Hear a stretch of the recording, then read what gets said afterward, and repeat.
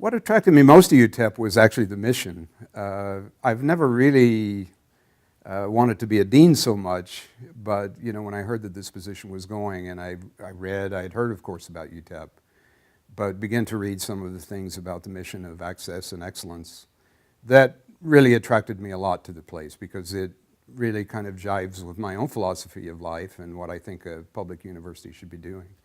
So I think really that UTEP in a way is leading the way in the US and in the world as kind of a model of what a public university should be and what it should do.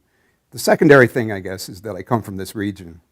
I was born in Carlsbad in New Mexico and grew up there. El Paso was kind of the nearest big city, or I should say El Paso Juarez, and we came a lot to this region to do various things.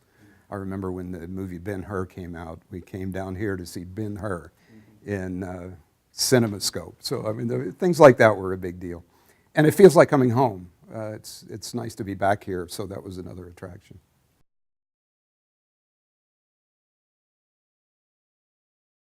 I think without doubt the place that affected me most of the places I've lived was Belfast in Northern Ireland. And I lived almost half of my life in Belfast. I lived in a community which was kind of at the center of the conflict of the war that was going on at the time there. But what I discovered was that when people come together in a difficult situation, they often come together in solidarity with each other. They help each other.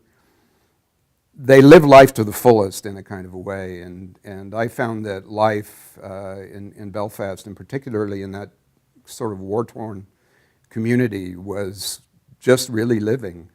People were helping each other. They were coming together to solve problems of one kind or another together. And it taught me an awful lot about community and solidarity and many of the things that I find important anywhere.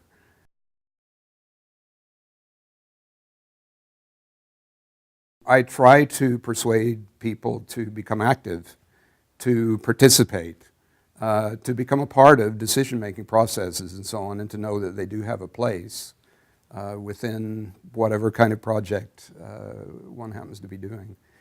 So I guess that's the main part of my leadership philosophy. The other part, I think, is the old saying, if it ain't broke, don't fix it.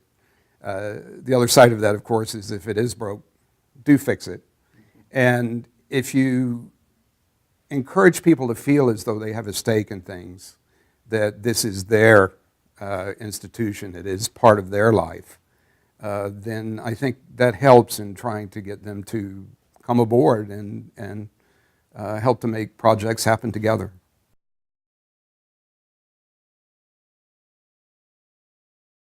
My father was a miner. He was in the potash mines, and the mines closed down in Carlsbad when I was a young teenager.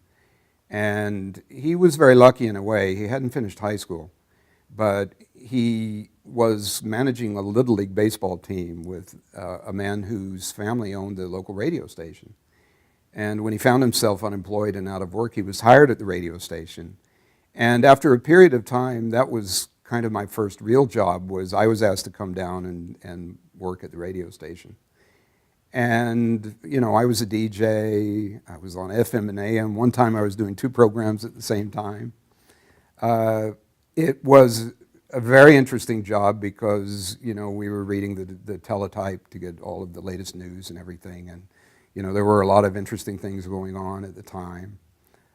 It provided a background to a lot of music. We were doing everything from classical to bubblegum rock and other kinds of rock and roll music and even heavy metal. So I was all over the place. In fact, I had a friend, Porky Leva, who did a program on conjunto music. And so I became a big fan of that music as well when I got introduced to it. And so Flaco Jimenez and people like that were kind of very high on my list. It just had a huge impact on me culturally, I guess, to do this kind of a thing, but also to get some confidence that as different problems arose, as you had to figure out complex solutions to different situations, that was an early example of something that had a big impact on me.